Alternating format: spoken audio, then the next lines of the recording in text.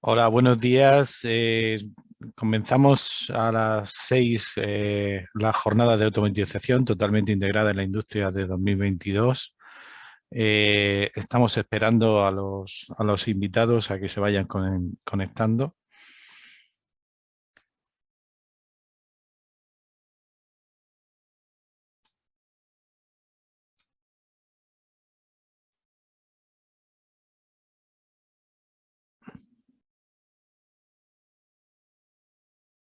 Vemos que ya van llegando.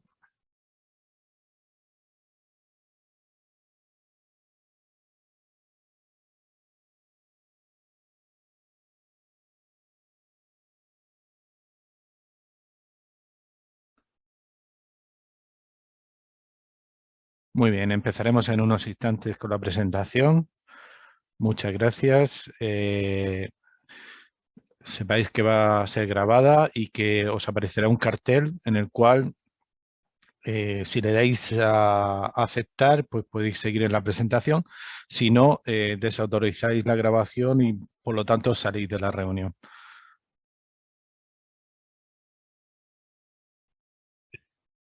Tenéis que aceptar todos aquellos. Si le dais a no aceptar, pues os salís de la reunión, ¿vale? Es simplemente una notificación.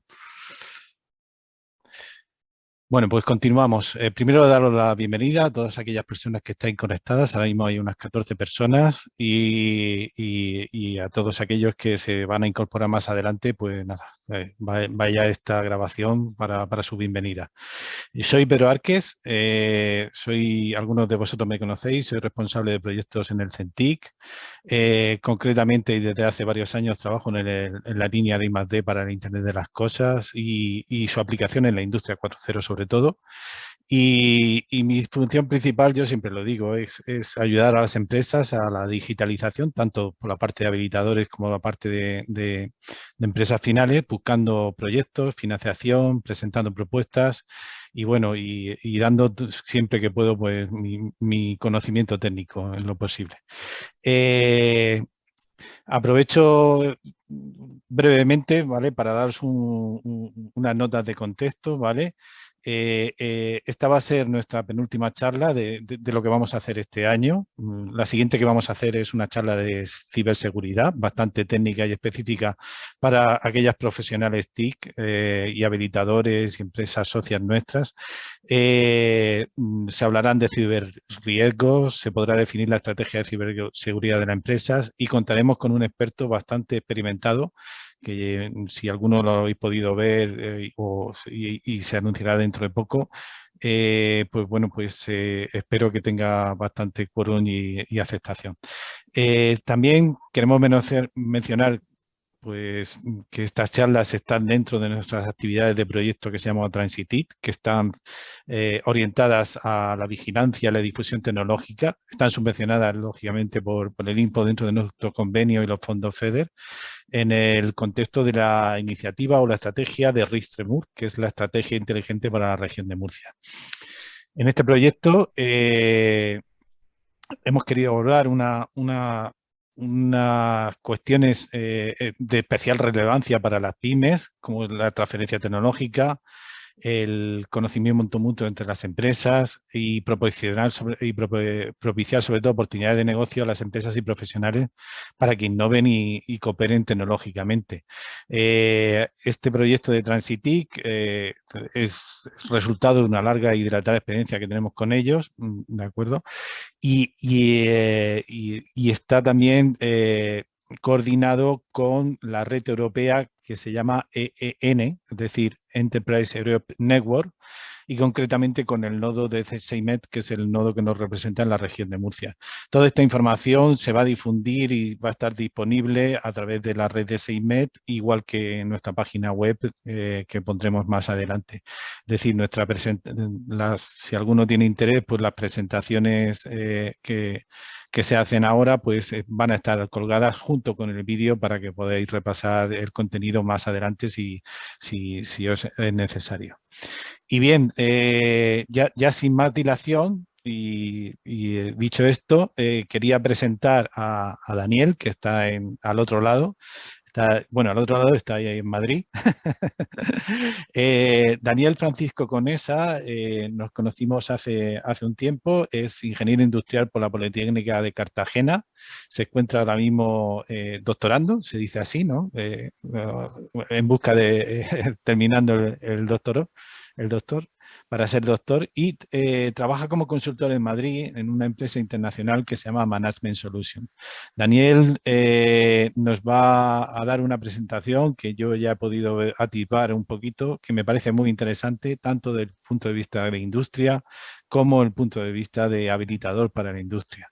Y ya simplemente os dejo disfrutar con él. Cedo la palabra y como dicen los ingleses, the floor is yours, ¿no?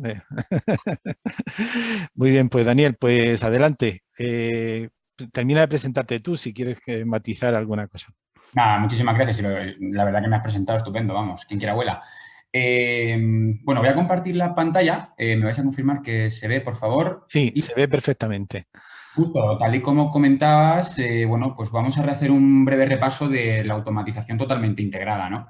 En la industria de 2022. Para ello vamos a dar un breve repasito a muchos conceptos clave, ¿vale? Y nada, mi idea es hacerlo lo más ameno posible. Entonces, bueno, pues Sí. si vamos a Daniel, una cosita. Para general, para la gente, si tiene preguntas o respuestas, las vamos a hacer al final, ¿de acuerdo? Tienen pasar. las herramientas de chat o de preguntas y respuestas, las vamos a recoger y luego pues, eliminar aquellos duplicados y tratarlas lo mejor posible. Intentar, sobre todo la gente que está conectada, ser lo más precisa posible. Eso sí que nos gustaría. Pero no obstante, si hay alguna aclaración, pues lo intentaremos hacer por el chat. Venga, y te dejo, Daniel, adelante. Y pues nada, pues muchísimas gracias. Como bien ha dicho Pedro, pues bueno, mi nombre es Daniel, soy ingeniero industrial por la Politécnica de Cartagena. Hice también un máster aquí en Madrid en robótica y automática, especializándome en inteligencia artificial. Y bueno, estoy trabajando aquí en la consultoría de nuevas tecnologías en Madrid.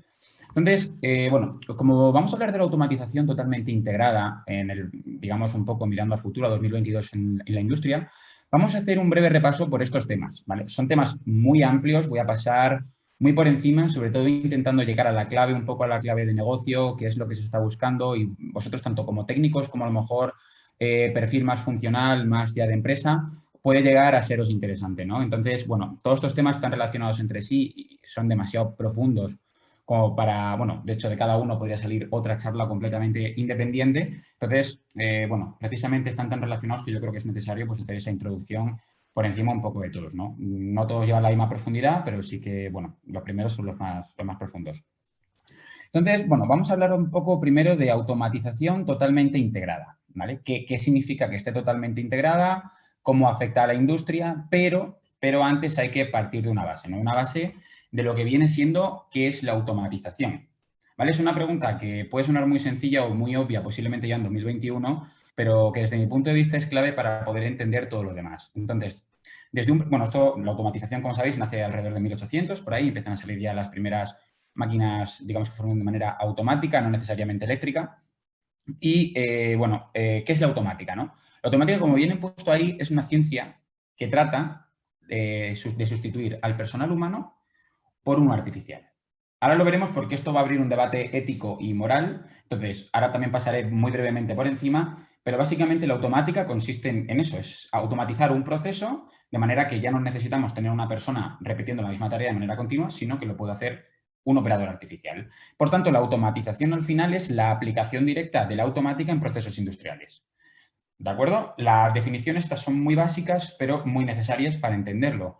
Como decía, esto abre un debate ético y un debate moral, ya que, bueno, a ver, la ética profesional, tanto en la ingeniería como en cualquier otra profesión, pues al final regula un poquito el marco moral, digamos, de las actividades que se realizan, ¿no? Entonces, cuando uno habla de decir, bueno, voy a quitar al operador humano y voy a poner una máquina, lo primero que se nos viene a la cabeza podría ser, bueno, vas a generar paro, ¿no? Vas a destruir empleo, como muchas veces se tiende a hacernos ver pues, desde determinados puntos de vista.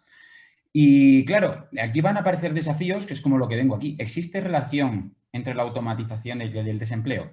¿Pero es una relación directa, es una relación inversa? ¿Cómo está esto? Bueno, como vemos en El Economista, ya nos catalogó hace unos años como uno de los mejores países en robótica, pero bueno, no vamos a quedarnos en los medios de comunicación, esto hay que comprobarlo, evidentemente, con otra serie de fuentes y contrastar la información.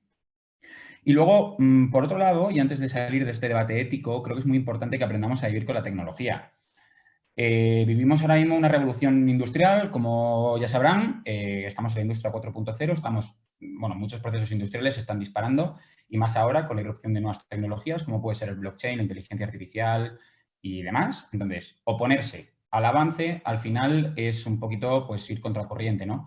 Entonces, yo creo que lo mejor es aprender a vivir y a convivir con estos nuevos avances y, sobre todo, tratar de orientarlos a que se desarrollen de una manera que puedan realmente aportarnos más, o sea, crearnos una serie de beneficios más que una serie de desventajas, ¿no?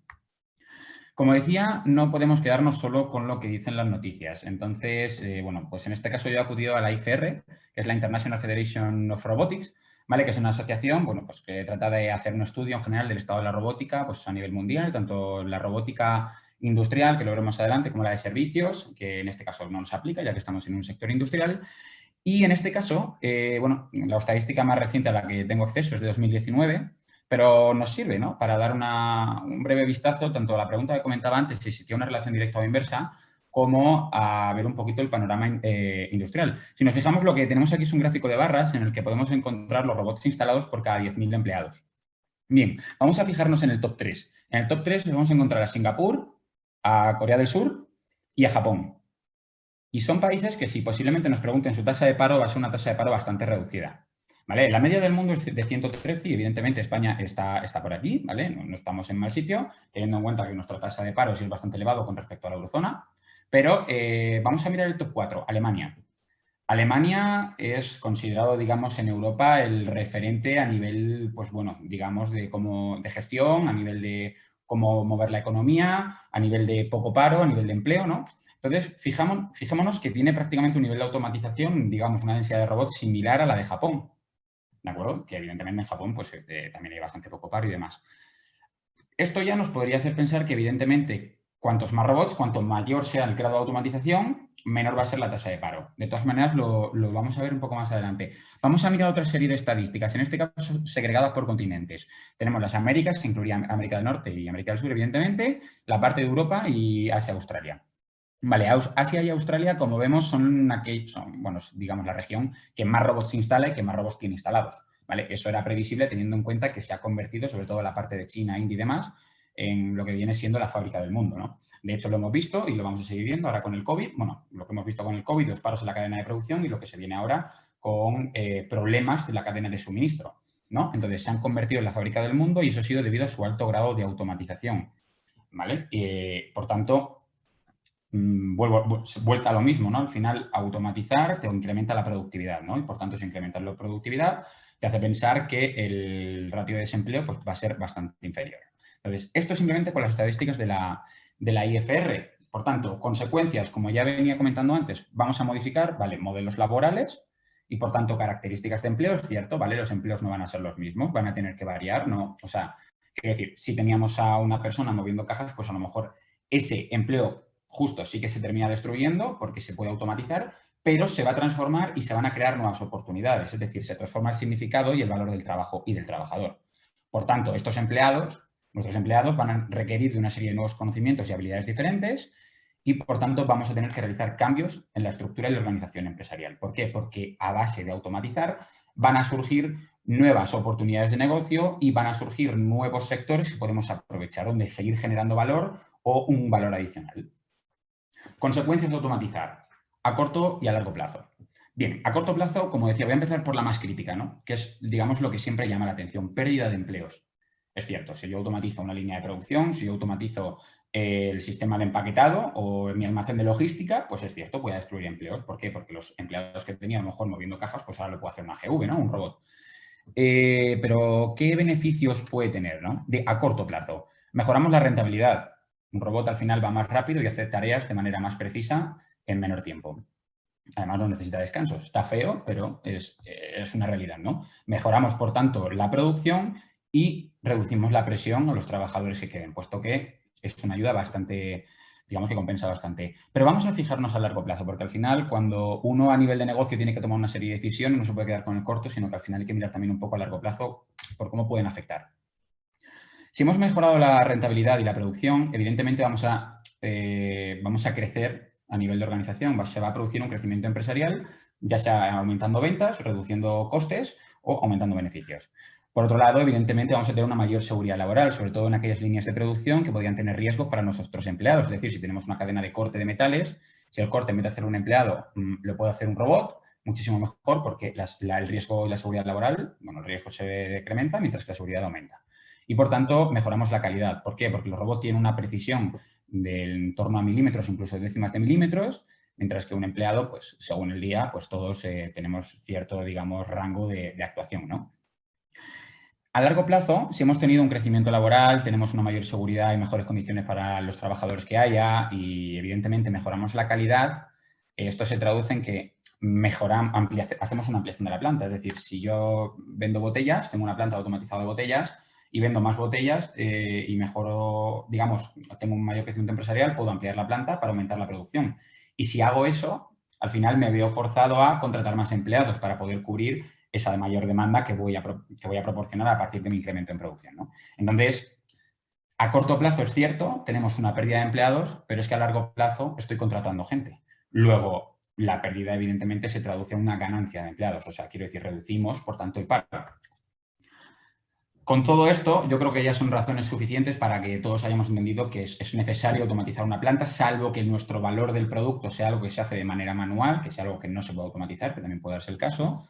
Pero en general, pues como comentábamos, es decir, tenemos un incremento en la productividad, el alto coste laboral nos lo vamos a ahorrar, porque en España, si alguno, bueno, sabéis que el coste laboral por empleado es muy alto, ¿de acuerdo? La tasa impositiva es muy elevada, tanto para la empresa como para el empleador. O sea, tanto para el empleado como para el empleador. Por tanto, el mercado laboral, evidentemente, pues de la automatización suele estar orientado a servicios y luego, por otro lado, bueno, servicios o incluso producción primaria y secundaria, pero bueno, en general. Luego, por otro lado, tendríamos un aumento de la seguridad, ¿de acuerdo? Ya que los robots, en general, de momento, se encuentran en células independientes, por tanto, tampoco tendrían ningún riesgo para los trabajadores que queden en planta. Y esto es fundamental y me ha parecido muy fundamental ahora, es el coste de materia prima y reducción de material. Como sabéis, ahora bueno, se está viendo que va a haber problemas de suministro. Esto es debido a que se ha incrementado, evidentemente, la demanda, por tanto, se ha incrementado la producción y no existe una capacidad suficiente de proveer a las plantas de producción de la materia prima necesaria. Por tanto, se van a producir cortes cortes en la cadena de suministro. Si somos capaces de optimizar la materia prima, de reducir la merma y, digamos, sí, justo, optimizar, ya no solo vamos a reducir la cantidad de materia prima que necesitamos, sino que vamos a poderle sacar mucho más provecho. Y, por tanto, bueno, ahora que está subiendo el coste de materia prima, pues se va a traducir en, digamos, un ahorro, digamos, o un menor gasto, por lo menos.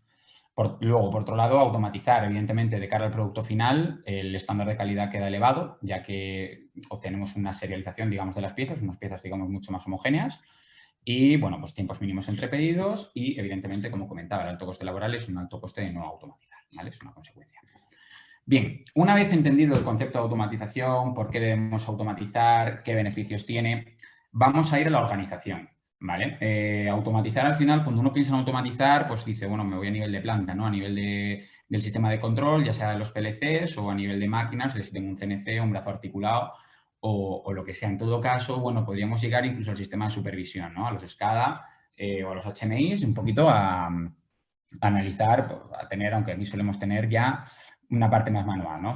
Un empleado que esté revisando que todo va en orden, que todo está correcto, ¿no? Pero la parte del MES, del Manufacturing Execution System y del ERP, ya sí que suele ser totalmente manual, donde, bueno, pues toda la parte de administración un poquito general de la compañía. Y aquí llega, claro, una parte que dice, bueno, ¿somos capaces de no quedarnos en estos niveles de aquí y transformar esa automatización para que vaya desde el inicio de la pirámide hasta el final? De manera que se reduzca evidentemente el error humano y demás. Pues efectivamente. En este caso, bueno, yo me voy a basar en el ejemplo de Siemens, ¿vale? Que es el concepto de TIA Portal, ¿vale? El TIA es Total Integrated Automation, si no me falla mal, sí, justo está aquí. Total Integration Automation. Y esto lo que nos va a meter es en un único software toda la pirámide de la empresa. Aquí hay que tener, evidentemente, puntualizaciones, como ahora veremos, pero algunas de ciberseguridad, por lo que posiblemente la conferencia que os ha comentado antes Pedro os sea también de vuestro interés y esto realmente os llama la atención. ¿Por qué? Bueno, pues básicamente En primer lugar, porque bueno, vamos a tener nuestro nivel de campo y de control, pues vale, automatizado. Esto ya lo teníamos, ¿no? Tenemos que tener los CMCs, más, vale, guay. Luego vamos a llegar a la parte de operación, a la parte de supervisión de escadas y eso vamos a empezar a poder automatizar, es decir, de manera que todas las alarmas, todos los flags que nos puedan saltar, digamos, puedan tener una gestión de manera automática dentro del proceso de producción. Pero aquí surge el poder llevarlo hacia arriba, es decir, oye, si me puedo llevar toda esta información que estoy obteniendo del proceso de producción, ya no solo a nivel de máquina o a nivel de escala, sino, oye, si esto lo puedo elevar al nivel del producto, o a nivel de gestión o incluso a nivel de empresa para poder gestionar de manera automática los pedidos de material, los pedidos de materia prima, estamos creando un nivel de automatización muchísimo más global y, por tanto, estamos optimizando mucho la gestión. Y de esto ahora veremos por qué. Porque toda esta información, que ya veremos ahora también cómo se recoge, podríamos llegar a almacenarla y a crear optimizaciones dentro de nuestros productos y de nuestras líneas de producción. Es decir, podríamos llevar nuestros datos a la parte de diseño de producto o a la parte de planificación de producto y optimizar, utilizando una serie de algoritmos que también veremos más adelante, toda, ya no solo el producto, sino también la línea de producción, ¿no? Todo esto aparte de recoger información que de manera manual no podríamos realizar, ¿no? Aquí tengo un pequeño vídeo, nada, son 120 segundos. Uy, voy a bajar el volumen porque tampoco es necesario escucharlo. Realmente lo que nos interesa es ver una parte de fotogramas. ¿Vale? Esto habla del TIA Portal, es un vídeo muy comercial, de Siemens y demás, pero lo que me interesa es justo este fotograma. Al final, cuando uno habla de conseguir, digamos, la automatización completa, lo que está hablando es de conseguir automatizarlo en general en toda la fase en todo el ciclo de vida del producto, ¿vale? Entonces, bueno, tendríamos, digamos, el pilar de ingeniería en el centro, pero al automatizar no podemos olvidarnos del resto de mundos periféricos que tenemos alrededor, ¿no? Es decir, necesitamos al final que el sistema sea robusto, necesitamos que sea seguro, ya no solo a nivel de que nos puedan, digamos, atacar desde el exterior por brechas de ciberseguridad, sino también necesitamos proveer de seguridad a nuestros empleados y de cierta seguridad al proceso. Debemos ser capaces de realizar informes de diagnóstico para comprobar que está todo bien, que no hay inconsistencias. Y, por otro lado, mantener los canales de comunicación abiertos. Y esto tenemos que hacerlo en toda la jerarquía, en todas las capas de negocio de la empresa. Es algo realmente complicado, pero bueno, esta solución que tiene Siemens a partir del TIA Portal, la verdad que es una solución que a mí personalmente me ha gustado mucho, alguna vez que he trabajado con ella, y al final es que permite bajar tanto a nivel de detalle, ¿vale? Los que hayáis programado alguna vez un PLC, pues el diagrama layer, tanto de construir interfaces como llegar a la parte de arriba de la pirámide, ¿no? Como digo, esto al final es un vídeo muy comercial que pasa muy por encima del TIA Portal y demás. Si alguno quiere verlo en detalle, yo la verdad que le invito a que le eche un ojillo, sobre todo a la página de Siemens, ya que va a encontrar una información, pues bueno, mucho más detallada, ¿no? Pero antes de salir ya de la parte de automatización integral, y como comentaba antes, usted hay que tener una serie de consideraciones. No podemos automatizar a lo loco y decir, bueno, mira, pues yo enchufo todo, lo conecto todo en la misma red y ahora ya a funcionar. Esa sería la solución fácil. Hay que tener claras una serie de cosas y es que para empezar la línea de producción siempre debe estar en una red independiente completamente de lo que viene siendo la red de negocio, la red de oficina o de administración. Principalmente por ciberseguridad y en segundo lugar también por seguridad industrial, ¿no? O sea, quiero decir, en caso de sufrir un ataque a nivel cibernético, bueno, si hay que desconectar los ordenadores de administración, pues se pueden desconectar. Mientras que la línea de producción no me interesa tener que comprar una serie de PLCs nuevos porque se hayan quemado o por lo que sea, ¿vale? Porque es mucho más, yo creo que es mucho más barato comprar un portátil o un ordenador hoy en día que no todo un sistema de automatización de una planta, pongámonos de embotellamiento de cerveza, ¿vale? Por el caso de Estrella Levante, que está en Murcia. Entonces, bueno, tenemos toda la parte de control, esto es un poco conceptual, ¿vale? Pero tendríamos toda la parte de control con independiente, pero de lo que me quiero fijar es esto aquí, ¿vale? Esto es firewall. Tenemos el ERP, es una capa fuera, que fijaos que comparte, digamos, sector, digamos, canal con pues, ordenadores que podrían estar, digamos, a Internet, que es precisamente las principales brechas. A partir de aquí habría un cierre, ¿vale? De manera que podríamos controlar las conexiones entrantes y salientes a partir del firewall. Y luego ya tendríamos el mes y otro más para llegar ya a una parte un poco más de supervisión. Y luego ya la parte industrial completamente desconectada. ¿Vale? Entonces, esto es muy importante que lo tengamos claro, que no podemos nunca mantenerlo todo a la vez. ¿Por qué? Porque si entra un ransomware, por ejemplo, y nos bloquea el ERP, vale, es un problema además, digamos, crítico, pero no tan crítico como que me haya bloqueado la planta entera, ¿no? Entonces, simplemente esta es la idea un poco de esta transparencia. Bien, el siguiente mundo del que vamos a hablar es el Industrial Internet of Things. Parece que lo he desconectado mucho, pero no, está muy conectado. Comentaba antes, cuando introducía el TIA Portal, que bueno, había que recoger datos, ¿no? Es decir, que al centrarlo todo, al automatizarlo todo y al tenerlo todo interconectado, vamos a recoger una serie de datos que antes no cogíamos de tener el proceso manual y eso lo podíamos pasar a la parte de producto. Bien, ¿cómo cogemos esa información? Pues esa información, esto es lo que nos abre la puerta el IoT, el Internet of Things. El Internet of Things se lleva con nosotros un tiempo, sobre todo con la parte de domótica, que es una parte pues, bueno, que más vemos, incluso el que haya trasteado con alguna Raspberry y tal, pues habrá podido jugar, incluso construir algún sistema en casa domótico bastante sencillito. Pero al final el Internet of Things aplicado al sector industrial, ¿vale? Es un poquito lo que viene siendo el Industrial Internet of Things, que al final es una evolución del DCS clásico en esta revolución industrial 4.0. ¿Qué es el IoT? ¿No? ¿En qué consiste? Muy bien, pues consiste en recoger e interconectar todos nuestros sensores y actuadores, cualquier tipo de información. Consiste en interconectarla, entonces recopilar toda esa información, procesarla, es decir, realizar una serie de cálculos y poder mejorar el sistema de producción, ¿vale? Dentro de la industria. Claro, aquí aparece un concepto de cloud computing. ¿Vale? Esto, perdón, que voy a subir un poquito el brillo. Aquí aparece un poquito el concepto de cloud computing. ¿Por qué? Porque en función del volumen de nuestra planta no vamos a poder o no va a ser conveniente hacerlo todo en local, ¿no? O sea, es decir, si nosotros lo quisiéramos hacer todo en local, pues vamos a tener que tener en cuenta el coste de comprar un sistema y mantener un sistema. Mientras que si nos vamos a la nube, con los servicios que nos ofrecen, va a ser únicamente alquilar y pagar por uso, ¿vale? Tenemos un servicio técnico que nos va a hacer todo y puede llegar a ser más rentable, ¿no? Entonces, bueno, aparece este concepto. En esta conferencia yo creo que no va a dar tiempo a entrar aquí, pero entra ya con la parte del IoT. ¿Qué arquitectura sigue? ¿Vale? Esto es a nivel simplemente conceptual. Lo que se está utilizando generalmente a partir de, recientemente es la RAMI 4.0.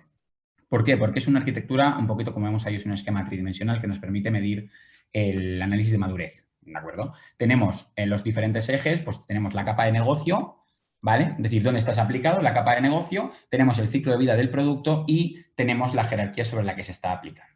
¿Vale? Entonces, pues bueno, para cada capa vamos a tener un grado, ¿de acuerdo? En esta, digamos, pirámide, en este cubo, ¿vale? Y, por lo tanto, nos permite medir ese ciclo de madurez. Esto simplemente a nivel conceptual, porque ya digo, aquí la parte de Industrial Internet of Things es demasiado profunda como para entrar.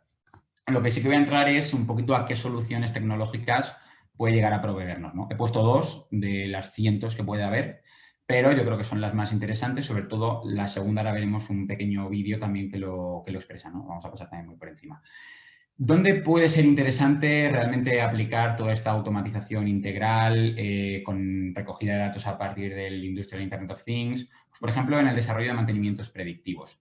Posiblemente en una industria, o sea, en nuestra propia planta, pues a lo mejor si no nos dedicamos a la fabricación de maquinaria de automatización para otras empresas, no va a ser tan interesante como si somos los propios fabricantes, ¿no? Pero recoger información y desarrollar estrategias de mantenimiento predictivo para darle luego al cliente sí que puede ser muy interesante porque podemos recoger información de uso de todas nuestras máquinas y a partir de algoritmos de Machine Learning o de Deep Learning, como ahora veremos en la parte de inteligencia artificial, sí que podemos realizar predicciones, sí que podemos optimizar, digamos, rutinas o crear, por ejemplo, un inventario y decir, bueno, lo que más suele fallar es esto, por tanto, tengo que tener mucho más stock para poder enviar o un personal más dispuesto para poder atender este tipo de incidencias, ¿no?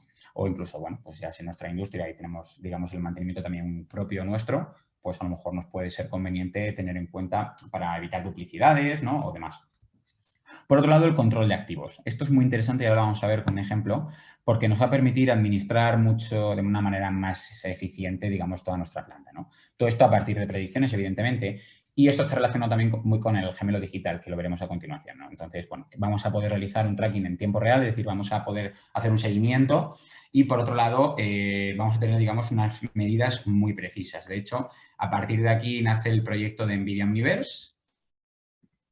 A ver si quiere funcionar el vídeo, si no salgo de la presentación se lo pongo, pero en general lo que podemos ver, vale, no va a funcionar el vídeo, no le apetece ir, lo que podemos ver es que tienen creado, ¿vale? NVIDIA ha desarrollado una plataforma que te permite crear un modelo tridimensional de tu planta y poder ver en tiempo real el funcionamiento, ¿vale? De las diferentes unidades, en este caso de una planta de vehículos, de producción de vehículos, y tiene no solo monitorizado lo que hace cada una de las máquinas, sino también sus empleados.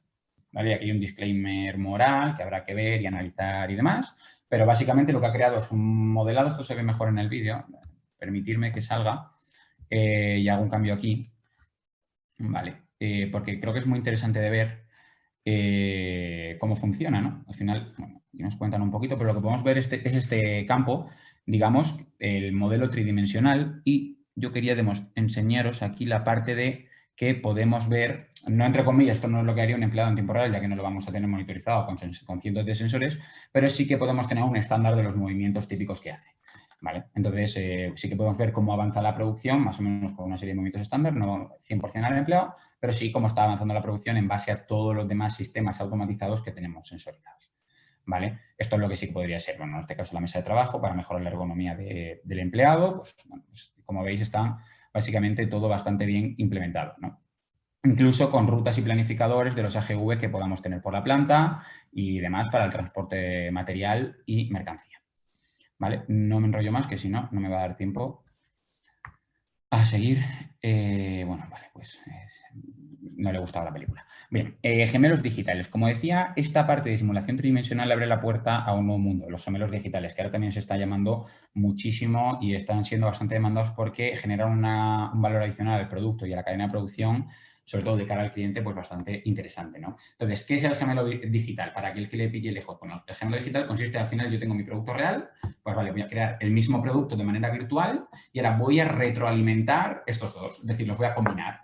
De esta manera, ¿qué es lo que va a ocurrir? ¿No? Pues que el producto real se va a beneficiar de todos aquellos cambios que va a sugerir el producto virtual para optimizar, y el producto virtual, evidentemente, va a beber de la información que se saca del producto real para recalcular y crear predicciones y mejorar la optimización, ¿no? Digamos, tanto la cadena productiva como el producto en sí, para mejorar los estándares de calidad, ¿vale? Se van a combinar y, por tanto, va a ser una cadena retroalimentada, ¿de acuerdo? Cuanto más tiempo estén en funcionamiento, cuanto más preciso sea todo, pues, hombre, van a coincidir muchísimo mejor y el funcionamiento de ambos va a ser mejor, ¿no? Tanto el real va a haber incrementado tanto su calidad como su valor, y el virtual va a recibir una información muchísimo más precisa y, por tanto, todas las predicciones y sugerencias que haga, pues evidentemente van a ser mucho más acertadas, ¿no?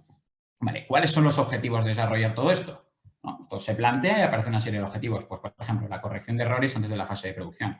Si puedo simular cómo va a ser mi cadena de producción, si puedo simular cómo va a quedarme el producto final antes de gastarme un solo euro en producirlo, pues mucho mejor. ¿Por qué? Porque si la simulación veo que algo falla, lo puedo corregir de antemano antes de que me falle cuando ya me está costando un dinero, ¿no? Por otro lado, evitar, pues, evidentemente, ineficiencias, inactividades, cuellos de botella. Si todo se lo podemos detectar y optimizar, pues mucho mejor. Vamos a, evidentemente, desarrollar unas oportunidades de mercado. ¿Por qué? Porque ya no solo yo como productor o como fabricante voy a tener ese modelo y me lo quedo para mí, sino que a lo mejor le puedo decir al cliente, oye, junto con el producto te doy depende del producto, evidentemente, te voy a dar tu gemelo digital para que puedas ver cómo evoluciona, para que te ayude con las tareas de mantenimiento, pues si es una maquinaria pesada, un buque, por ejemplo, ahora como veremos con el de Navantia, si es una maquinaria pesada y demás. Bueno, por otro lado, evidentemente, pues optimizamos, como ya era evidente, el proceso, extendemos la vida tanto de activos como de los equipos y ayudamos al mantenimiento. ¿Vale? Yo creo que hasta aquí más o menos. Voy hablando muy rápido, luego ya me preguntáis lo que haga falta, entramos en profundidad o lo que consideréis, y vuelta a lo mismo, conexión IoT. ¿Por qué? Porque el gemelo digital necesita datos. ¿De dónde saca los datos? Precisamente de todos los sistemas, todos los sensores y actuadores y otra serie de periféricos que tengamos por ahí recogiendo y midiendo. Que no es, su uso no va a ser solo el de enviar datos. Ellos tienen una función en la cadena de producción, pero si yo ese dato lo puedo recoger, lo puedo almacenar y luego lo puedo procesar, pues mucho mejor. ¿Vale? Sobre todo si luego los puedo tratar con algoritmos nuevos de inteligencia artificial que están dando bastante buen resultado. ¿Qué tipos de gemelos digitales podemos encontrar? Bueno, pues podemos encontrar gemelos digitales de productos, ¿vale? Un diseño eficiente, como puede ser el de Volkswagen. Podemos encontrar, están los hipervínculos y luego, como tendréis la presentación a mano, podéis echarle un vistacillo. Gemelos digitales de producción, pues por ejemplo, para la planificación eficiente, pues gemelo digital de Navantia, este está en la siguiente slide, o de rendimiento, por ejemplo, Ibrica, bueno, que es una empresa de aguas valenciana, pues tiene un gemelo digital precisamente para datos operativos de eficiencia y de rendimiento de todas las instalaciones, ¿no? ¿Qué encontramos en Navantia? Bueno, pues en Navantia, por ejemplo, para la nueva fragata se está desarrollando y se ha desarrollado un gemelo digital que ayuda ya no solo con la parte de producción, sino que posteriormente este se le da al cliente y le sirve precisamente para mantener, pues, todo el ciclo de vida de su fragata, entender los mantenimientos y demás. Vale, disclaimer, ¿qué es lo que está pasando aquí? Claro, porque uno dice, bueno, la idea es muy buena, pero para esto, ¿qué hace falta? ¿Qué herramientas necesito? Vale, pues vamos a necesitar, evidentemente, unos diseños tridimensionales a partir de CAD, ¿vale? Bastante potentes, vamos a necesitar entornos de simulación, es decir, vamos a necesitar el CAD-CAM, ¿vale? Y el CAD junto con el CIM. Y por otro lado, vamos a necesitar, pues, evidentemente, una gestión de vía de producto, ¿no? Evidentemente, por otro lado, necesitaremos desarrollar la plataforma digital.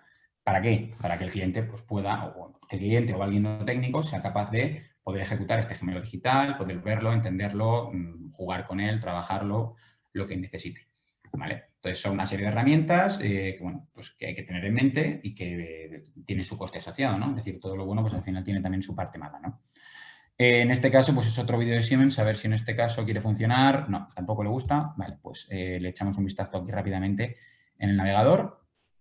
Esto se había quedado activo. Vale, por lo menos no tenía sonido. Vale, esto, nada, es un vídeo muy cortito y también lo vamos a pasar muy por encima, pero al final tiene mucha simulación y mucha parte de vídeo porque es de marketing. Pero lo que nos interesa al final es que podemos trabajar ya no solo, bueno, implementando toda esta parte de la revolución Industria 4.0, que consiste en incluir, ¿no?, toda la realidad aumentada y realidad virtual dentro de la parte de la industria. Y ya no solo eso, es que nos permite pues, analizar muchísimo mejor, por ejemplo, en el caso del mantenimiento, ¿no? Un motor eléctrico, pues bueno, podemos analizar qué piezas pueden ser más susceptibles de fallo, cómo va el mantenimiento, cómo se está comportando. Y claro, para ello pues necesitamos muchísima simulación, ¿no? Necesitamos pues, tenerlo todo en cuenta, los diferentes análisis, ya sabemos, de fluidos en este caso. Bueno, como veis, es un vídeo muy de marketing, pero aquí lo interesante también es que permite integración, por ejemplo, con la impresión 3D, ¿no?, que es una parte de la industria que también está ahora muy en auge. Y bueno, al final, como veis, se va integrando todo muy poco a poco, que al final es de lo que se trata, ¿no?, de coger un poco todo lo que hay y decir, oye, vamos a juntarlo para poder generar más valor, ¿no? Entonces, pues, bueno, muchísima más precisión, inclusión de realidad aumentada dentro de la planta. Esto en algunas plantas de Cartagena ya me consta que se está haciendo, la inclusión de realidad aumentada, sobre todo en petroquímicas. Así que poco a poco, digamos, esto nos va a permitir mejorar el sistema productivo. Bien, la siguiente parte, disclaimer, vamos a hablar ya de robótica, ¿vale? Esta parte sí que va a ser mucho más del estado del arte. Entonces, lo primero, ¿qué es un robot industrial?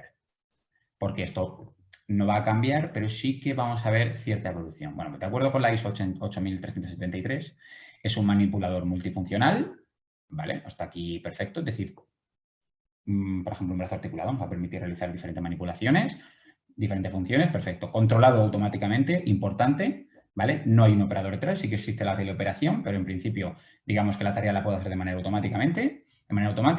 Reprogramable en 3 o más ejes, es decir, puede cambiar de tarea, puede cambiar sus movimientos sin necesidad de cambiar físicamente la estructura, que puede estar fijo o móvil, ¿vale? Que podemos tener una plataforma en una serie de vías, en una serie de carriles, podemos tener una jaula, perfecto. Y lo más importante, para uso en aplicaciones de automatización industrial. Para uso de aplicaciones, en aplicaciones de automatización. Es decir, si no lo utilizamos para estas aplicaciones, ya no sería un robot industrial, sino que sería un robot de servicios. Es decir, este brazo articulado KUKA que se ve aquí detrás, que estaría haciendo una soldadura o algo aquí en el vehículo, si no se estuviera utilizando para una tarea industrial, como es este caso, pasaría a ser un robot de servicios. Es curiosa la definición, pero bueno, el estándar definido es este. Vale, vamos a analizar un poquito el mercado. ¿Dónde hay más robótica, no? Pues fijaos que tenemos automoción liderando, como era evidente, todo el sistema de plantas. Ya lo veíamos antes en el vídeo también de NVIDIA. Por otro lado tenemos el sector del metal, trabajos de metal, corte, CNC, conformado, ¿de acuerdo? Y por otro lado, alimentación. Este es un sector, además, digamos, bastante potente, digamos, en Murcia. Y la aplicación evidente más usada, 57%, es carga y descarga, ¿vale? Generalmente manipulación, pues paletizado, sobre todo en temas logísticos, ¿no? Es curioso, ¿vale? Sobre todo también porque aquí también lidera China y demás, pero en España esos son los sectores en los que más se utiliza. Vale, recuperación COVID. Me ha parecido muy acertado hablar de esto, sobre todo porque hemos visto que estamos viendo y que se va a ver, ¿no? Entonces, de esta manera, pues lo podíamos ver. Para empezar, esto lo he traído de cuando estábamos en pleno COVID, ¿vale? Que esto es lo que dice también la ICR. El efecto de recuperación rebote.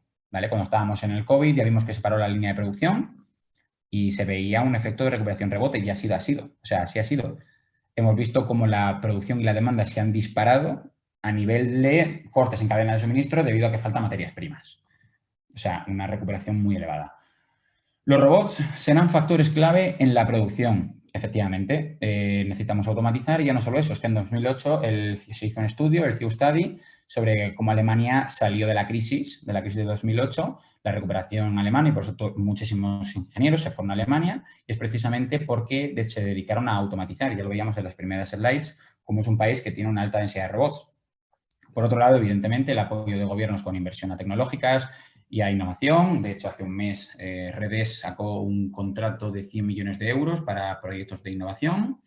Por otro lado, tenemos diversificación geográfica. Ya hemos visto que, bueno, la producción en general se ha concentrado en China y demás países asiáticos y que ellos al cerrar, pues evidentemente muchas empresas se vieron obligadas a decir, bueno, pues ahora no puedo fabricar, aunque yo en España aún no tenga un confinamiento, no puedo fabricar porque China sí. Y luego, pues evidentemente, cuando ya cierran en España y ya viene otro lado, pues mismos problemas, ¿no? Entonces, muchas empresas han optado por relocalización, repatriación o por lo menos diversificación, ¿no? Por otro lado, evidentemente, una recuperación asimétrica, y esto es evidente, depende del mercado, depende de los gobiernos. Por ejemplo, España es de los países de la eurozona que, bueno, ya no solo más inflación, porque inflación de momento tienen todos, que tenemos más paro y que no hemos alcanzado de momento los niveles previos al COVID, mientras que casi el resto de la eurozona sí, salvo Grecia e Italia, no lo sé. Bueno, Italia ha superado a España por primera vez en 20 años, creo. Y por otro lado, puede que nos alcancen los niveles de crisis. Vale, esto era un poco previsible, de hecho lo estamos viendo, lo estamos recuperando ahora ya a finales de 2021. En otros países de la eurozona, España por lo menos no. Vale, ¿qué nos dice la IFR en 2021 que va a ocurrir en el mercado? Colaboración humano-robot. Vale, disclaimer importante aquí de la definición que veíamos antes de robots y lo que estamos acostumbrados a ver, digamos, en una línea de producción, ¿no? Automatizada. Por otro lado, de aquí cuelga realmente el dominio de robots compactos, de uso sencillo, ¿vale? Y, evidentemente, eficiencia energética. Hoy más que nunca con los precios de los disparados y, por otro lado, el uso de nuevos materiales, ¿vale? No, estamos viendo introducción de nuevos materiales a la línea de producción y demás. Pero, sobre todo, lo importante son estos dos. Colaboración humano-robots y dominio de robots de sencillos. ¿Por qué? ¿Por qué queremos colaborar con un robot y robot compactos, ¿no? Es decir, ahora mismo trabajar a lo mejor con un brazo articulado, pues como el que veíamos en la imagen al principio de la parte de robótica, es un poco complejo, ¿no? Suelen estar además en jaulas, son peligrosos, ¿no? Un movimiento a alta velocidad, es un robot grande, es un robot pesado, es un movimiento a alta velocidad, digamos, puede causar daños a un operador. Por eso se tienen, digamos, en sus jaulas, en sus zonas de trabajo apartadas de los operadores. Bien, con la industria 4.0 lo que estamos buscando al final es que esa jaula desaparezca. Nos gustaría, evidentemente, la integración total, pero paso a paso. ¿Qué es lo que estamos viendo antes de continuar con eso? ¿Qué es lo que estamos viendo a nivel productivo? Pues bueno, para empezar, lo que se demanda por parte de la empresa es flexibilidad. Es decir, oye, yo no quiero estar fabricando, yo qué sé, tapones de botella de manera permanente. A lo mejor necesito fabricar tapones, mañana la botella y pasado mañana el conjunto, ¿no? Entonces, se está pidiendo flexibilidad. Esto, evidentemente, pasa de una producción en serie a una producción por lotes.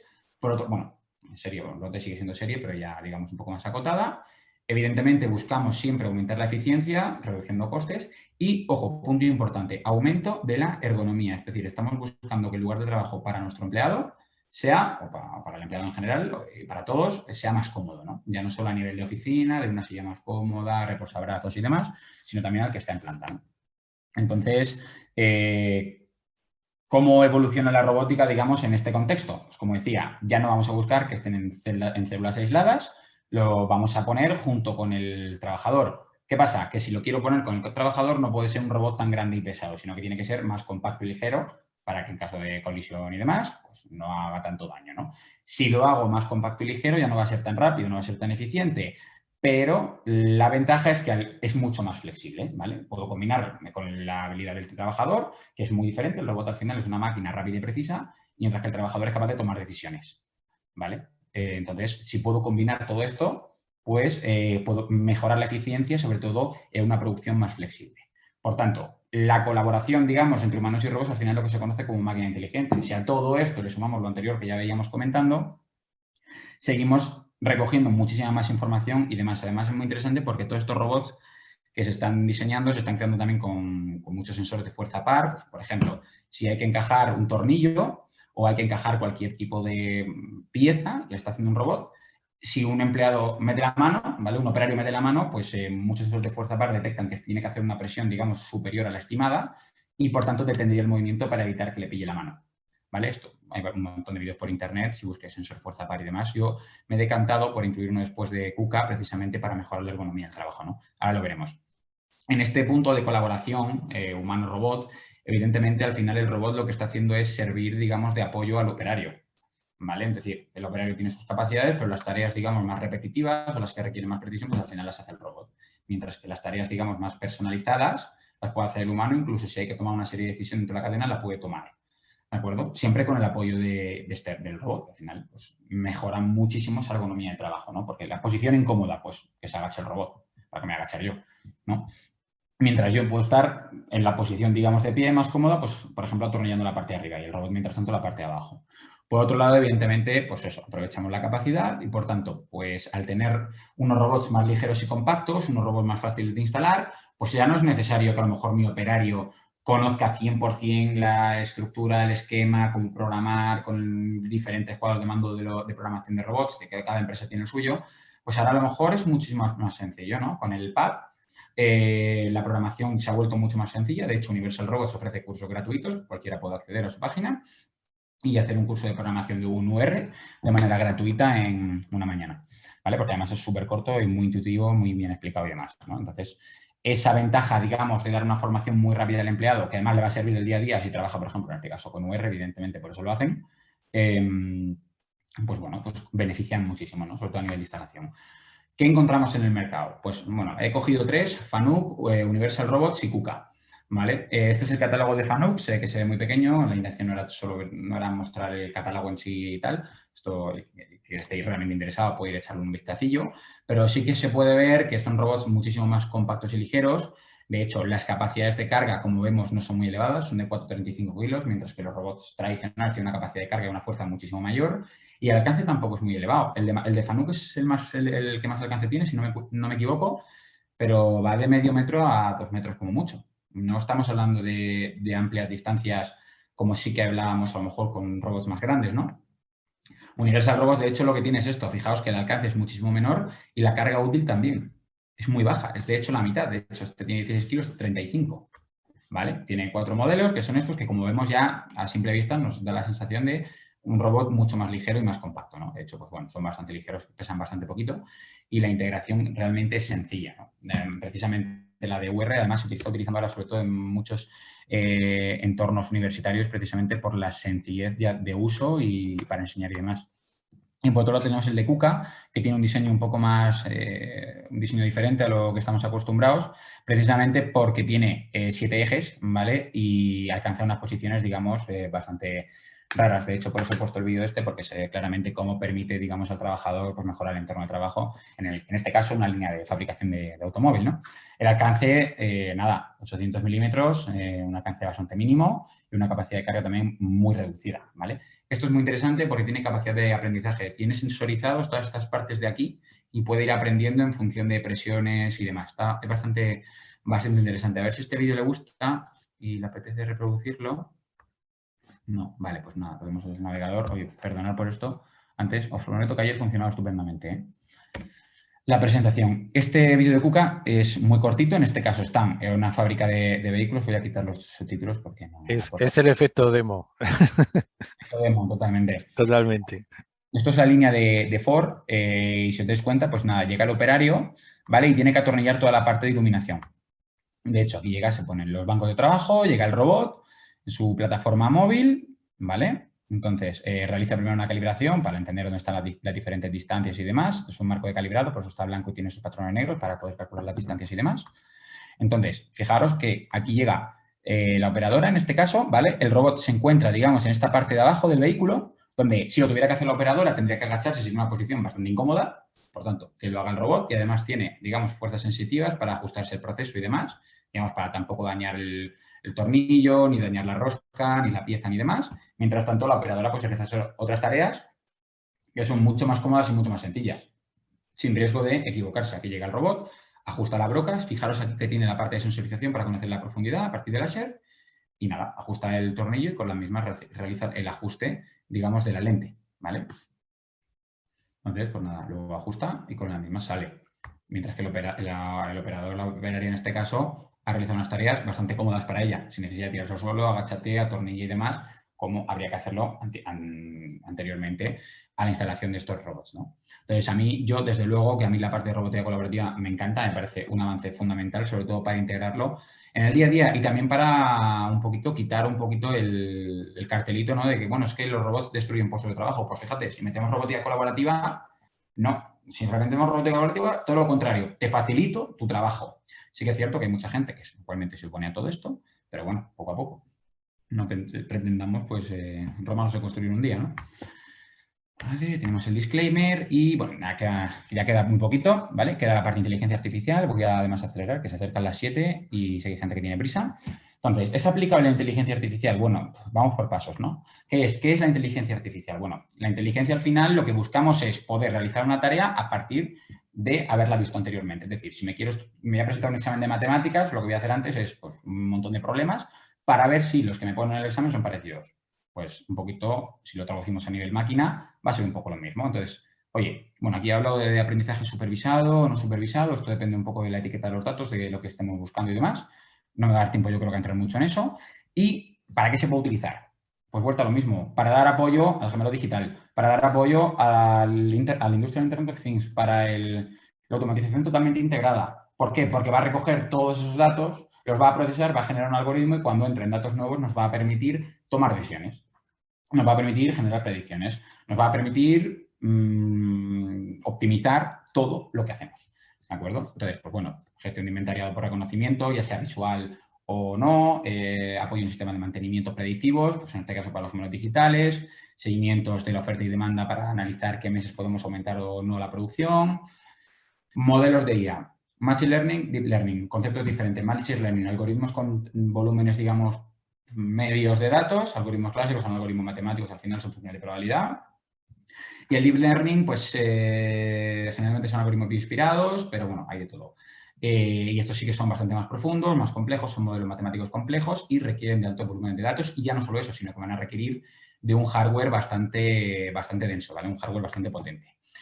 Algoritmos bioinspirados. Un algoritmo bioinspirado es aquel que se basa evidentemente en la naturaleza. Tenemos algoritmos genéticos, tenemos de todo tipo. Me voy a centrar en las neuronas y en este caso redes neuronales. Para explicar la parte de inteligencia artificial me he metido aquí porque sé que a nivel de marketing llama mucho más la atención y es algo que podéis aprender hoy 100% seguro que con esto os lleváis esa idea a casa. Una neurona artificial, suma ponderada de entradas que pasan por una función de activación, no tiene más. Es decir, 1, 2, 3 números pasan por una serie de pesos que se calculan mediante un entrenamiento automatizado, se suman y se pasan por una función. Puede ser la función escalón, no es recomendable porque no es derivable, pero podemos utilizar pues, una tangente hiperbólica, un rectificador lineal, una senoidal, lo que queramos, ¿vale? Generalmente hiperbólicas porque esto lo que genera son planos en el hiperespacio. Entonces, ¿qué pasa? Que si yo en vez de tener una neurona coloco un conjunto de neuronas, creo una red, un cerebro, entre comillas. ¿Qué pasa? Que en función del entrenamiento que se haga, luego, ante una entrada, genera una salida. En este caso estaríamos hablando de una tarea de clasificación. ¿Por qué? Porque lo que pretendemos es crear dos etiquetas de clase, perro-gato. ¿Vale? Entonces, en este caso, pues se le introduce la información de un perro con una dimensión determinada por la capa de entrada, se pasan por una o varias capas ocultas y una salida que al final termina generando esa clase a la que pertenece esa entrada. También podemos hablar de tareas de regresión, ¿vale? Pero eso es otro tema. Por otro lado, ahora también se llama mucho las redes neuronales convolucionales. Cualquiera que esté metido en el mundo ya las conocerá, al que no, seguramente el nombre le suene. ¿En qué consiste? Muy bien, pues lo mismo de antes, tenemos la misma red de antes, solo que en la parte anterior introducimos una serie de convoluciones. Una convolución es una operación matemática, ¿vale? No voy a entrar mucho ahí porque me voy de tiempo. Entonces es una operación matemática y lo que vamos a hacer a continuación es un breve ejercicio. Vamos a comparar cómo funciona una red neuronal clásica con una red neuronal convolucional para el mismo tipo de ejemplos. ¿Vale? Esto es un ejemplo que desarrollé yo, lo hice en MATLAB. Muy sencillito. ¿Por qué? Porque cogemos el MNIST, que es un dataset muy frecuente, que son números manuscritos, ¿vale? En blanco y negro. Entonces, lo que hice fue dos trabajos. Uno, una red neuronal, como veis, 3 capas, primera 128, segunda 128, tercera lineal de 10, y por tanto las salidas son 10 clases, es decir, del 0 al 10, no tiene más. porque esto va del 0 al 9, ¿vale? O sea, perdón, del 0 al 9, porque esto va del 0 al 9. Y la entrada es una entrada de 50 dimensiones, ¿vale? Estas imágenes son de 28 por 28, dimensión total 784 píxeles. Entonces, cogí los 50 más significativos, ¿vale? Es decir, no es necesario a lo mejor coger todo el marco. Posiblemente en esta operación, pues con coger un marquito así sería interesante, es decir, únicamente el número. Bien, si nos quedamos con esos 50 píxeles más relevantes, que eran el 90, 60% de la información, si no recuerdo mal, 60, 70, por ahí andaba, ¿vale? Y por otro lado lo vamos a comparar con este lado, que es la misma red, ¿vale? Es decir, a partir de aquí, perdón, después de la relu, a partir de aquí, esta es la misma red, exactamente igual, solo que en lugar de que entre en 50, entra el resultado de una, capa de una serie de capas de convolución. Y en este caso se alimenta con la imagen completa, 784. Vamos a comparar los resultados. Precisión. Bien, la red neuronal en entrenamiento, 94%. En testeo, 95%. La red neuronal convolucional, 99% en entrenamiento. 99,62% en evaluación. Fijaos en los tiempos. Uno tarda 100 milisegundos en 150 milisegundos en analizar 2000 imágenes y el otro 5 veces más. ¿Cuál es mejor? ¿Qué hardware tengo y qué nivel de precisión me puedo permitir? ¿Y a qué velocidad voy a producir? Ya está. Vamos a analizar eso. Con simplemente analizando eso podemos determinar si con una o con otra. Porque, bueno, 5 de cada 100 imágenes, pues, bueno, puede ser nuestro sistema de tolerancia. ¿Vale? Entonces, en función de los requisitos a nivel productivo que tengamos, podemos elegir uno u otro, ¿no? Nivel de cultura general, autoencoders. Esto ya es más un poquito la gracia que otra cosa. No sé si recordáis en el COVID que se puso muy de moda esto del deepfake, de no sé qué, de no sé cuánto. Pues bueno, esto es una serie de redes neuronales que lo que hacen es reducir la dimensión, ¿vale? A una, digamos, una capa intermedia y luego pues otra red que lo devuelve al estado original. Entonces, si tenemos una imagen original, con la PCA a 50 dimensiones veríamos esto, con el autoencoder a 50 dimensiones generaría esto, teniendo evidentemente la salida del autoencoder de vuelta a la original. Si esto lo aplicamos con caras, pues podemos intercambiar la expresión facial, que es un poco lo que se hacía, ¿vale? Y esto en Hollywood me encantaría entretenerme, luego si tenéis más preguntas lo podemos debatir. Evidentemente tenemos otros modelos que son muy interesantes como la SOM, esto se puede utilizar precisamente en modelos productivos, sobre todo para realizar, por ejemplo, curva de quemadores y demás, que se ha utilizado además. Luego tenemos GANs, que bueno, esto es un ejemplo de una GAN precisamente, que es dos redes que compiten un poco entre sí para la determinación de si esto es fake o real. Se pueden utilizar para otras cosas, pero bueno, es el ejemplo más clásico. Y las recurrentes, ¿vale? Que se utilizan principalmente para procesamiento de lenguaje natural, es decir, los chatbots míticos de, por ejemplo, apoyo o sistema que podemos tener pues, de cara al cliente, ¿no? Yo me lo voy a saltar, pero básicamente consiste en ampliar esa clasificación que hacíamos antes de dígitos, es decir, bueno, si tengo una imagen grande, ¿qué pasa? ¿No? Pues mira, pues, con YOLO lo que permite es pasar una única red neuronal convolucional por encima, una sola pasada, you only look once, significa YOLO, y por tanto, pues decir, mira, pues si lo hemos entrenado con cosas de, digamos, de calle, pues aquí tengo coches, ciclistas, tal, no sé qué, ¿vale? Perdonad que vaya tan rápido, pero es que tampoco quiero, me estoy pasando un poco el tiempo y me gustaría que hiciéramos preguntas, ¿no? Ejemplos en la industria. Estos son casos realizados por la Universidad Politécnica de Madrid, en el Departamento de Visión, que lidera Pascual Campoy. Y bueno, el más claro es este. Yo creo que el que más os va a interesar es este. ¿Por qué? Por ejemplo, en este caso lo que hay es un campo, perdón por las imágenes de mala calidad, es lo que yo tenía. Y lo que tiene es un campo, ¿vale? Entonces lo que realiza un dron, no solo hace por conteo y visión por computador, lo que realiza es un conteo de todas las plantas que hay discriminadas por el tipo de planta que hay, el tipo de plantación que se ha hecho. Yo qué sé, pues lechugas, tomates y coliflores o melones, ¿vale? Entonces, pues bueno, permite de varias pasadas realizar el conteo de plantas y demás, cosa que es bastante práctica sin necesidad de tener gente paseando y contando, con el error que eso supone, ¿no? Entonces, pues bueno, puede ser bastante interesante aplicar esto, evidentemente, pues en todo el campo de Cartagena, el campo de la región de Murcia, etc. Con esto ya voy a terminar, que es la parte de Big Data, Data Science, Data Analytics. Un breve concepto, que es el Big Data. Bueno, pues el Big Data consiste en tratar toda esa cantidad ingente de información que estamos obteniendo, ¿vale? Esto es un triple dilema porque tenemos un amplísimo volumen, a una velocidad similar al tiempo real y, evidentemente, cada dato es diferente. Esto supone un gravísimo problema para almacenarlo en bases de datos tradicionales estructuradas de SQL, ¿vale? Porque si cada dato es diferente no lo puedo meter en tablas, ¿vale? En tablas clásicas, que también es muy difícil de escalar en tamaño, ¿vale? En rendimiento, de ahí que surjan pues, soluciones de bases de datos no estructuradas, como puede ser NoSQL, o un híbrido intermedio que se llame NewSQL, ¿vale? ¿Qué soluciones aparecen aquí cuando llega el Big Data? Dice, bueno, vamos a cambiar un poquito de esto y vamos a cambiar sobre todo la parte de computación, ¿no? Vamos a meter computación distribuida a partir de HDFS, ¿vale? o el uso de GPUs para cálculos, ¿vale? Las tarjetas gráficas que ahora se han disparado de precio precisamente pues, se utilizan para inteligencia artificial y para el cálculo de toda esta cantidad ingente de datos. Y ya no solo eso, sino que aparecen también otra serie de, bueno, aparece la arquitectura Lambda y demás para dar soporte a todo esto y aparece pues Hive, Spark, ¿no? Hadoop y demás para toda la parte de proceso, ingesta, exploración y visualización de toda esta información, ¿no? Vale, ¿qué perfiles a nivel genérico? Aquí aparecen un montón de perfiles dentro de la parte de Big Data, pero ¿cuáles son los que posiblemente sí que podáis necesitar en vuestra compañía, ¿no? Pues posiblemente un Data Scientist o un Data Analytics, si es que no los tenéis ya o si es que estáis pensando. Diferencias. Vale, el Data Analytics es al final una persona que tiene experiencia de negocio con una base muy fuerte de matemática, estadística y algoritmia, ¿vale? Esa persona generalmente pues, suele ser ingeniero con una formación también en negocio o una experiencia muy fuerte en el negocio, pero puede crear análisis, es lo que antiguamente se conocía también como Business Intelligence, solo que avanzando y utilizando herramientas de Big Data. ¿Vale? Y por otro lado aparece el Data Scientist, que es además una persona con una fuerte formación en programación, ¿vale? En Computer Science, que es capaz de aplicar pues, toda la parte de algoritmos de inteligencia artificial, de software tradicional, a toda esa parte de data, ¿vale? Generar, evidentemente, todas las analíticas que hacía el Data Analytics y construir algoritmos predictivos, todo el sistema, el hardware y demás. Evidentemente, con ellos aparecería pues, un Data Engineer, un CDO, etcétera, etcétera, etcétera. Pero esto ya sería en large companies, ¿no? En organizaciones muy grandes. ¿Qué es el dato? Pues el dato es aquello que íbamos viendo todo el tiempo, ¿no? El dato es cualquier tipo de información que vamos a recoger, pero ojo, es que estos datos que recogemos va a haber que validarlos, va a haber que crear una traza, va a haber y evitar que se corrompan, vamos a tener que crear un protocolo estricto de trazabilidad. ¿Para qué? Porque sí hay que hacer modificaciones que no se hagan sobre el dato original, que se hagan sobre una copia, vamos a tener que limpiarlos y preprocesarlos para poder darle la forma que necesitamos, posteriormente hay que procesarlos a partir de algoritmos.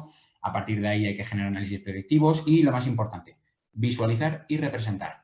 ¿Por qué? Porque nosotros en el día a día sí que vamos a trabajar con mucha información, pero una vez que voy a generar el resumen y voy a generar, digamos, el informe, al CEO, al inversor, digamos, a la persona que está al mando, que no está tan a pie de calle como podemos estar cualquiera de nosotros, no le va a interesar todo el proceso matemático, va a decir, oye, mira, dame el resumen. Y el resumen al final generalmente se puede hacer con gráficas. Y si encima es intuitivo y dinámico, mejor que mejor. De ahí que hayan salido aplicaciones como Power BI o Tableau o cualquier sistema de visualización y representación, ¿no?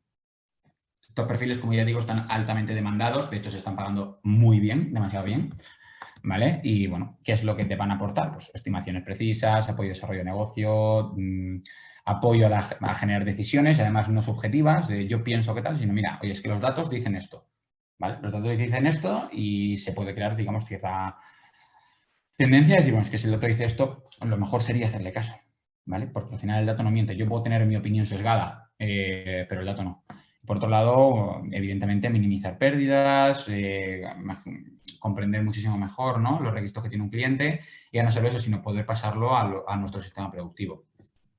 Con esto, pues termino, quedo abierto a sus preguntas y nada, antes de terminar 100%, agradecerles la atención y simplemente esperar que haya sido de utilidad que haya sido esto de utilidad.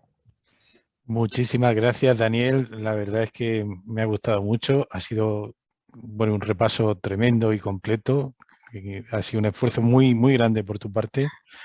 Y nada, abrimos ahora el turno de preguntas. Si las hubiera, podéis utilizar la pestaña de abajo, que es preguntas y respuestas, o a través del propio chat también, si queréis hacerla en abierto, para cualquier tema que hayáis podido ver o que tengáis o sintáis alguna duda. La ponencia ha sido bastante amplia y ha tocado bastantes temas tecnológicos y yo creo que a lo mejor alguna, a mí por lo menos me ha surgido y bueno, os doy la prioridad a los asistentes si queréis hacerlo. Voy a dejar de compartir mientras tanto. Sí. Voy a coger el chat por si alguien pregunta.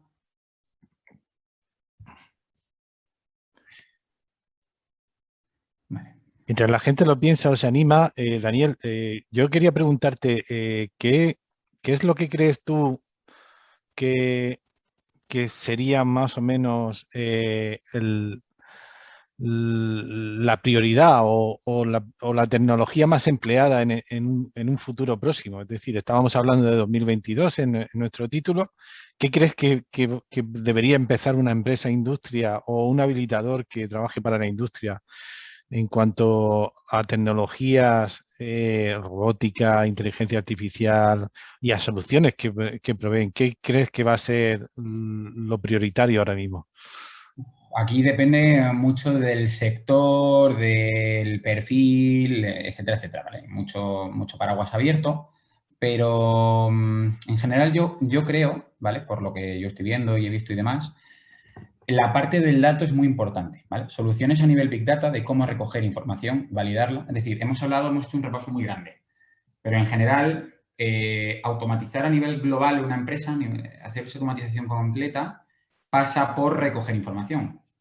Entonces, implementar un sistema de Big Data, si es que es necesario, evidentemente, y ver con qué solución se hace, si es local o lo hacemos en cloud y demás, yo creo que eso va a ser fundamental. Es decir, ayudar a las empresas a decir, mira, vamos a utilizar un entorno cloud o un entorno local. Vamos a almacenar los datos de esta manera, con esta trazabilidad, de manera que vosotros después, ya sea contratando perfiles o externalizándolo, podéis hacer ese tratamiento, empezar a crear vuestros propios modelos de inteligencia artificial, si es que aplica, o simplemente de machine learning, y a partir de ahí, eso va a generar una inercia y esa inercia va a llevar a, vamos a mejorar el sistema productivo, robótica colaborativa, vamos a crear un valor adicional con un gemelo digital. ¿Por qué? Porque puedo alimentar el gemelo digital ya con todos los datos que cojo y trazo de manera correcta.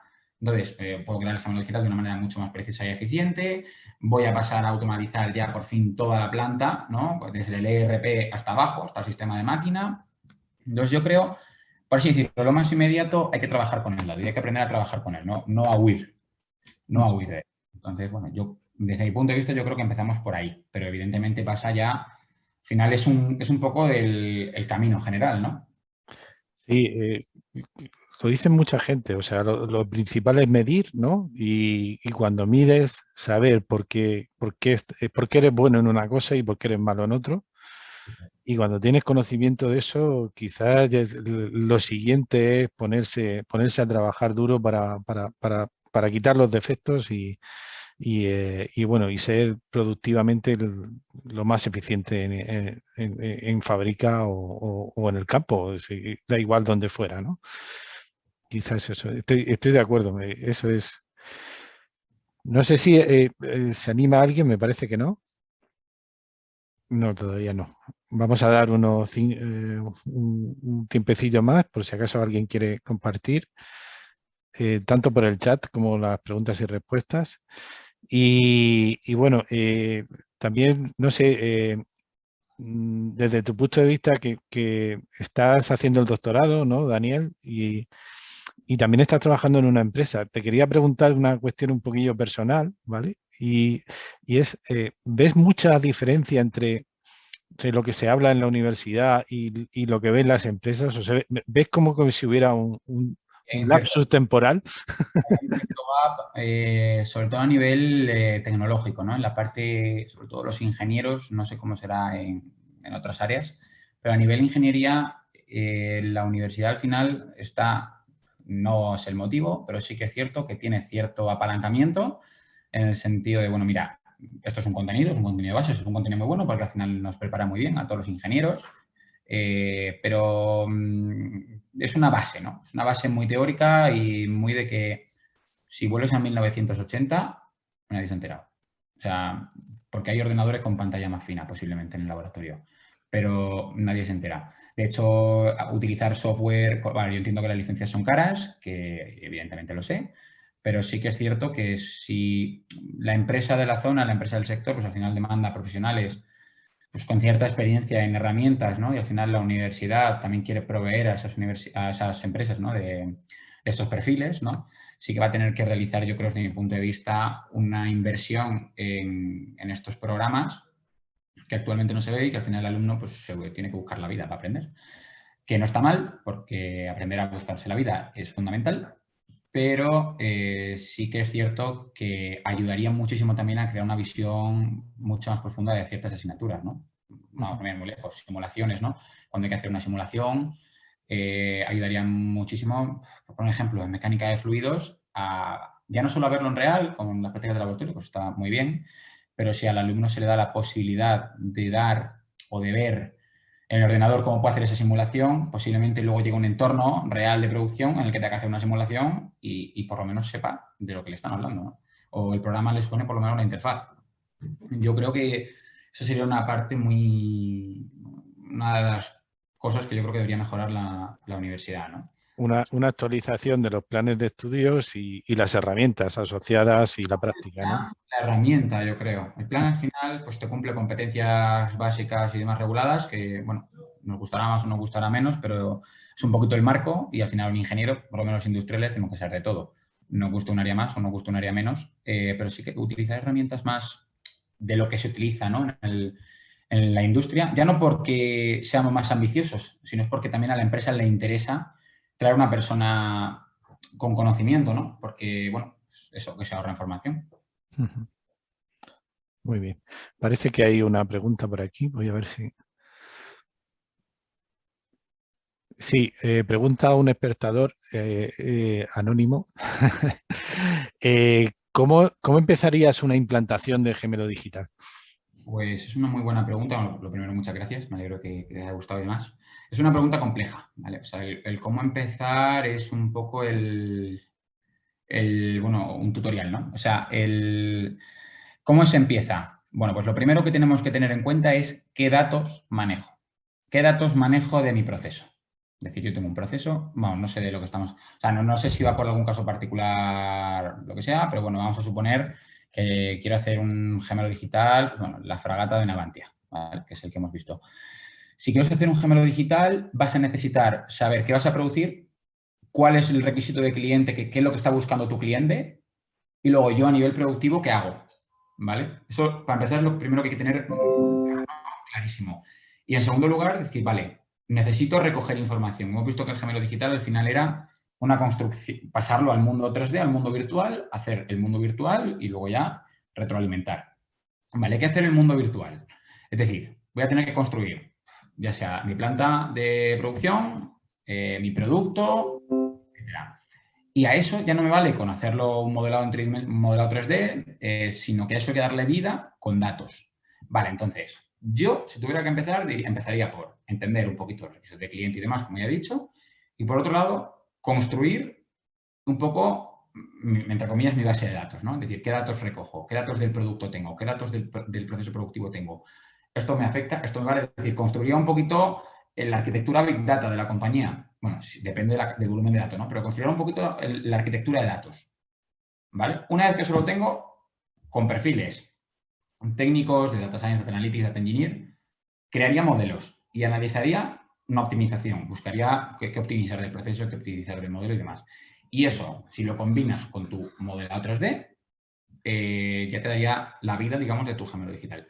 Pero yo empezaría por recoger información, recoge datos. Recoge datos porque es lo que te va a indicar cuellos de botella, ineficiencias, cualquier tipo de problemática, ¿no? O de cosas buenas. Ujú. Estupendo. No sé si se ha quedado contestada, yo creo que sí, por mi parte, y si hay alguna más. No, parece que no. Pues, Daniel, no te vamos a quitar más tiempo. Es un Agradecemos muchísimo el esfuerzo que has tenido desde CENTIC y desde el equipo. Vamos a recordarle a los asistentes que las transparencias estarán disponibles y justo también la grabación en YouTube, la grabación de la jornada. La difundiremos a través de la red de SEIMED, también la red europea, como hemos dicho, de transferencia. Y bueno, recibiréis mañana una encuesta, todos los asistentes, para que nosotros podamos mejorar este servicio que estamos dando. Y bueno, y a todos los que habéis estado aquí conectados y escuchándonos, pues muchísimas gracias una vez más. Y bueno, y espero que la próxima semana, creo que no sé cuándo es la fecha, pero bueno, dentro de poco podáis y tengáis tiempo a asistir a nuestra próxima charla de ciberseguridad. Muchísimas gracias, Daniel. Un placer, desde luego. placer haber compartido espacio aquí y nada, espero que que la gente haya quedado contenta y haya cumplido sus expectativas. Yo creo que sí, yo creo que sí. Muy bien, muchas gracias. Hasta luego. Hasta luego.